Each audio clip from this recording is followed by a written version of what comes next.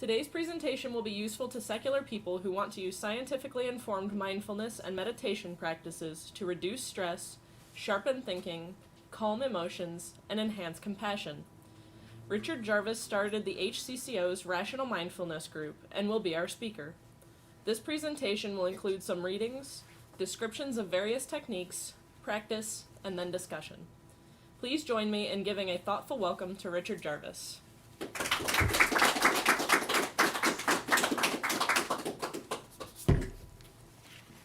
Greetings, Earthlings. I contacted my CIA handler and he said I could be videoed today, so I'm very glad about that. I'm going to start with a quote from Humanist Manifesto 3, also known as, or subtitled, Humanism and Its Aspirations.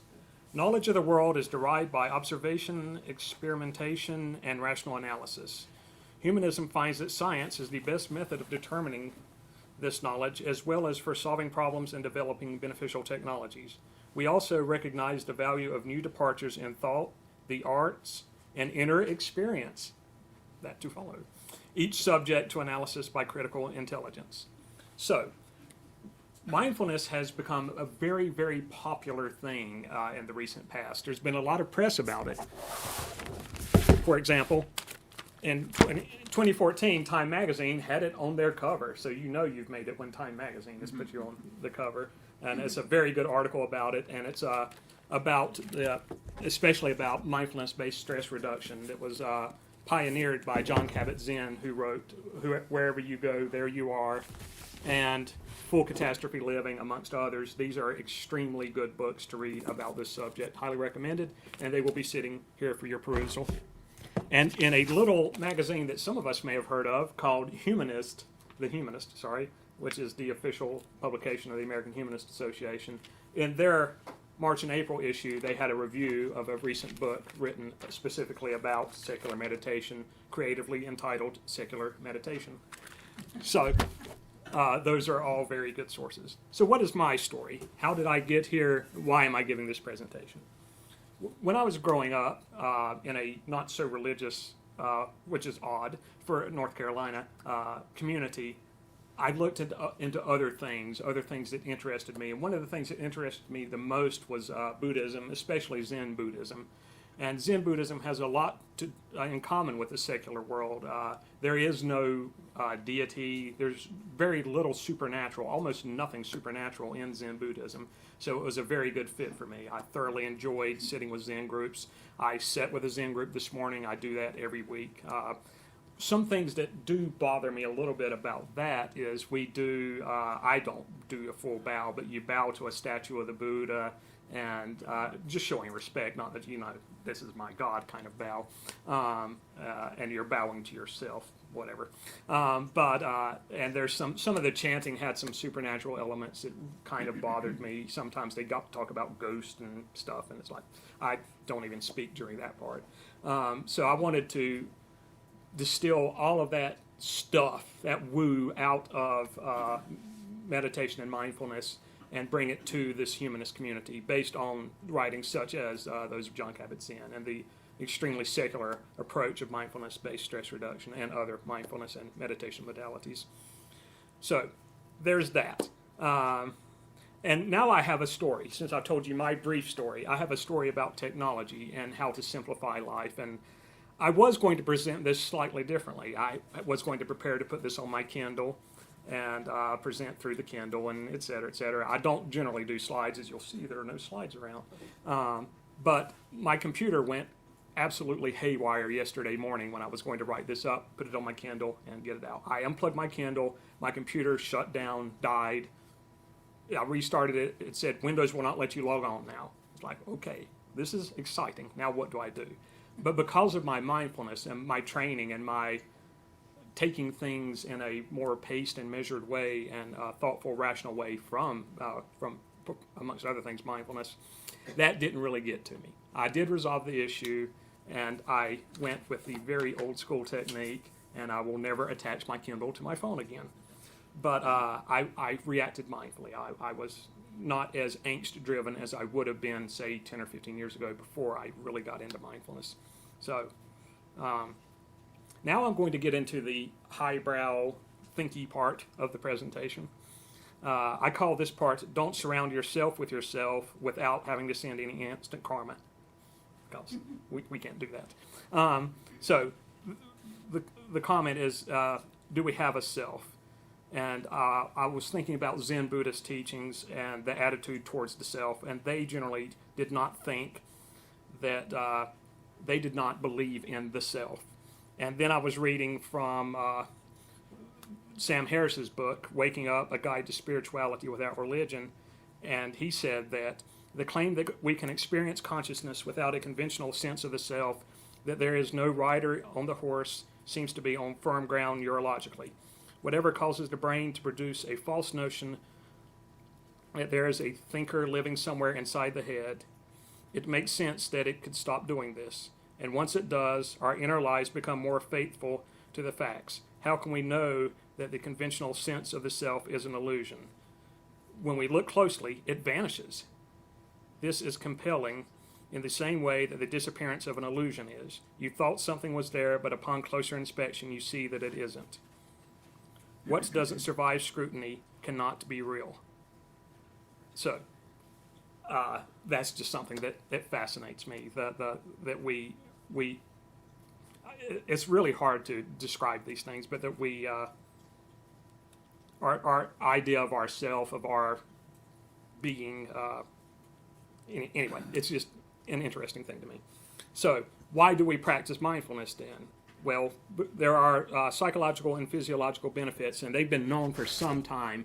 It seems like that the rationalization and the secularization of mindfulness and meditation is a very recent phenomenon. But a book, How to Meditate by Lawrence Lashan, was written in 1974, so at least from the 70s, and this is very scientifically based. This is pure science here. So we've been thinking about this for a while. It's just become more in vogue again to appreciate mindfulness, mostly by read of the work of Jon Kabat-Zinn and others, that the secularization of this practice that used to be considered navel-gazing, hippy-dippy, whatever, has gone into the mainstream and the scientific world. A lot of corporations, most notably Google and quite a few others, have mindfulness built in, or a way to practice mindfulness within the organization.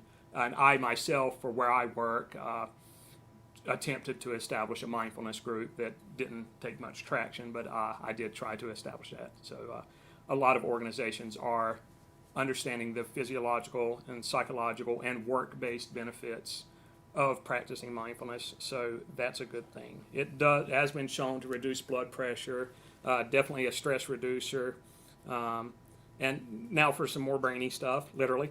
Our mind is sort of like a doing mind and a being mind.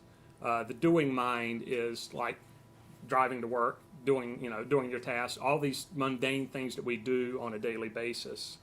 And there's also a systems theory of the brain, which I'm not very good at, but I'm going to give it a shot. And so, to me, system 1 and 2 is what it is called. And the doing mind is sort of the system 1, the automatic things that we do. And then there's a system 2, which is more like the reflective, thoughtful, and rational mind, the things that we, are those things about, reflective, thoughtful, and rational about. And mindfulness is sort of a system 2 process that, to me, can lead to changes in the doing modality of the system 1 processes, where we can do those mundane things better and more thoughtfully if we work on our mind. And when you go into a mindfulness state, you're going to be bombarded by all these crazy neuron synapse bombardment, crazy crap that throws odd thoughts into your head. And you're gonna, when you do meditate, you need to recognize those, acknowledge them, and then just kind of let them go, and then go on to whatever your focus of meditation is. And with multiple applications of this over and over again, it will help to calm the crazy, frantic mind, because we're so connected and wired and bombarded with media. This is a political year, so definitely media, and commercialism, and all of these things just hit us hard, and we're just constantly mind scattered, and mindfulness can help clear some of that clutter, and there's a bunch of clutter, and get you back to a more centered and ultimately more rational way of being. The key to being rational is to think clearly, and it's hard to think clearly when you're not thinking clearly because your mind is scattered. So those things are very critical. And this is going to be a very short presentation because we want to practice some mindfulness. So I want to clarify that mindfulness and meditation are often considered to be the same thing, but there's a difference to me. Meditation or meditations are the practices that lead to a state of mindfulness, both while doing the practice and certainly, more importantly, afterwards when we're living our daily lives, when something stresses us, when we have a sometimes not so charming coworker do something not so charming, in family relations, in a myriad ways, we get bombarded with stressors, and it's a fight or flight, and you don't want to fight, so you don't want to flight, actually. So you need something to assess that in a more thoughtful manner, and mindfulness can help with that. One can also engage in daily activities in a mindful manner intentionally, such as paying very close attention while doing the mundane things like brushing your teeth, eating a meal, taking a shower or bath, taking a walk, hike or run, or doing more enjoyable physical activities. Just notice what you're doing fully, engaging in only that activity, and when the mind starts wandering, acknowledge that, then return to the process at hand. It's like the term that is used, flow.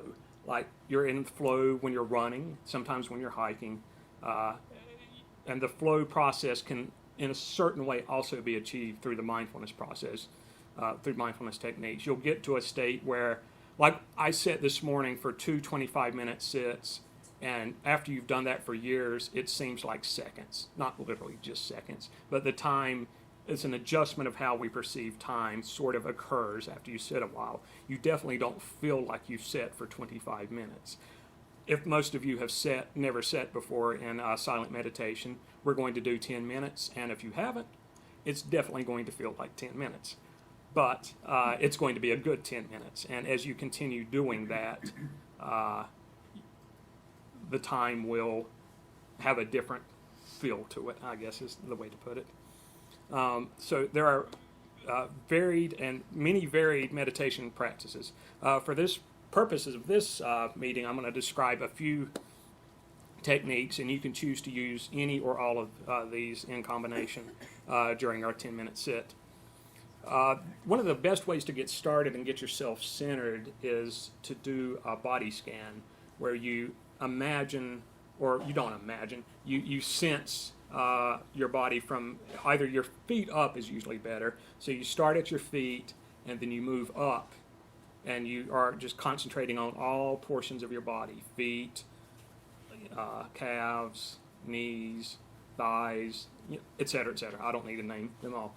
And then up to the head, and then sometimes you return back where you are just like zoning in on those parts of your body. That's a pretty good way to get centered if you've never done this kind of practice before. And when meditating, you should, it's good, it can help if you start by counting your breaths, either counting 1 inhale, 1 exhale, 2 inhale, 2 exhale, or just count the exhale, or do whatever you like, or have a centering word. I'm not a guru. I wish I were. It makes more money than working for a nonprofit. But I am not a guru, so I don't have a word for you. But some good secular words that you can think to yourself quietly when meditating are like calm. I'm sorry, Southern accent. I just said calm, C-A-L-M, calm. And other words that might help you to have something to focus on. You can also focus on your breath itself, the sensation of air entering through and out of your nostrils, or if you're stuffed up, out of your mouth. And when you sit, you also want to sit in a comfortable position. Traditionally, our image is of sitting in the lotus position. A lot of people I sat with this morning I sit in a chair because I'm trying to secularize this stuff. And a big part of the lotus position, it does have benefits for staying upright and concentrating better. It can help, but it's also just the traditional way people sit, where these techniques were established. So how are you going to sit when you meditate? It's how you sit when you eat lunch. So that's a part of how that happened. And you want to direct your attention to your breathing. And most importantly, when, not if, because I assure you there'll be when thoughts, emotions, physical feelings, and external sounds occur, simply accept them. Giving them space to come and go without judging or getting involved with them. I, even after all these years practice, sometimes tell stories while I'm sitting, and it's like it just goes on and on and on. And it's like, no, stop, please. I'm better than this. I can do this better than this. So at a point, you should acknowledge, hey, my mind has just wandered drastically, and just let that go, and then return back to your focus point. And these will sort of kind of help you to maintain your calm, inner awareness, balance, and clarity in the midst of any situation. You'll see the most important thing for us is the stress reduction, helping to increase our ability for thoughtful, rational activities by not being cluttered by all the garbage that clutters us. And then there's another kind of meditation. There's lots of kinds of meditations. I highly recommend the resources that were just shown to you, and Google it. The interwebs has a lot of information about mindfulness. A good other website is mindful.org that was established by academic groups. So it's not got the woo-woo. It's all UCLA, UMass Amherst, other major universities have contributed to that site, and it has decent information on it. And there are other, like I say, there's other kinds. There's mindful walking. When I go for a hike, I usually go alone, and I'm there. I am just thoroughly engaged in nature. I will look at trees and look at the shadow and pay attention to the wind and just be totally absorbed by that act, because that's what you're doing. When you go for a hike, you're not there to have a conversation with somebody or whatever. All these things that I see when I go for a hike. You should be there to be on a hike, because some people go on a hike, they come back and they don't even, I guess I went on a hike. Really? Gosh. But you really need to engage in these activities, in every activity in your daily life. And a formal sitting practice will help that happen a lot more efficiently. So it is highly recommended. And there's other things which is a little bit questionable for our ilk, but things like loving kindness meditation, where we know that we can't actually send something out into the universe and it come back to somebody else, and karma and all that is I'm going to say, I think, fairly bogus. We know we can't really send it out to somebody, but by doing that practice, by thinking positively of people that you love and that maybe that you don't love so much as part of your meditation practice, helps you to become a more compassionate and decent person. So that's the goal to me of things like loving kindness meditation, is mostly to the self. And by making the self feel that way, I eliminated the self earlier, but making you feel better will help you want to make others feel better, and you'll do things like spend time helping at a soup kitchen, etc. So for the benefit of video, I will answer some frequently asked questions, like how often should one meditate? And optimum results, of course, come from daily practice, doing it once or twice daily. However, you may choose to meditate on an as-needed basis. I'll have to admit that as much as I meditate, I don't always meditate every day, because I just don't. But you meditate on an as-needed basis, and you will know when you need it, for certain. And how long should one meditate? This is a common question. The minimum is 2 hours a day. Just kidding. If you are just beginning meditation and wish to practice regularly, it's best to start meditating 10 to 15 minutes once a day. After a while, you may want to increase that to 20 minutes once a day or 10 minutes twice a day. Now, minutes don't really matter. Do what feels comfortable. Some time is definitely better than no time, and you will just build up to where you want to be, wherever that may be.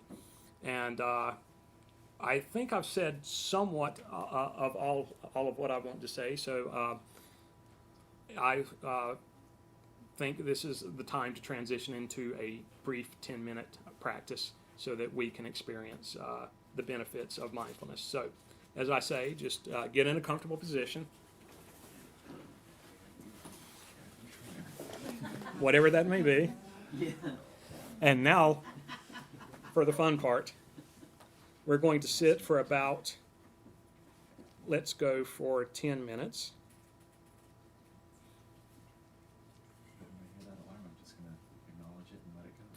Okay, sure. Yeah, we stay seated as long as we like. Yeah. And some people know that my phone is as Luddite as I am, so there is a slight chance this won't work. No, I'm good. So we're going to sit for 10 minutes, and like I say, when you do this, stuff's going to happen. Thoughts are going to come racing in, and you just accept those, acknowledge them, and let them go.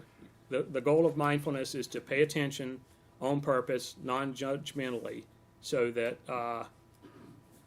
you get the benefits of this. It's a very hard thing to describe, and it's sometimes a harder thing to do, but it is extremely worthwhile. I'm not only the president of the mindfulness group, I'm also a member. So, 10 minutes, you can close your eyes, and or just gaze down, whatever's comfortable. Hand positions or whatever's comfortable. The cosmic mudra looks like this, but it means nothing, but it is actually a comfortable way to sit. So, hands on the lap, whatever makes you feel the most comfortable. And as I say, when the thoughts happen, just acknowledge them, let them go. It's good to start with a few deep breaths to start getting centered, and then you'll start breathing in the natural pattern that makes the most sense to you. So, enough talking. Let's do. We'll start 10 minutes now. Okay, that was 10 minutes. 10 very brief minutes. So, as I normally did with the meetup group, I'll give us a few seconds to resume whatever.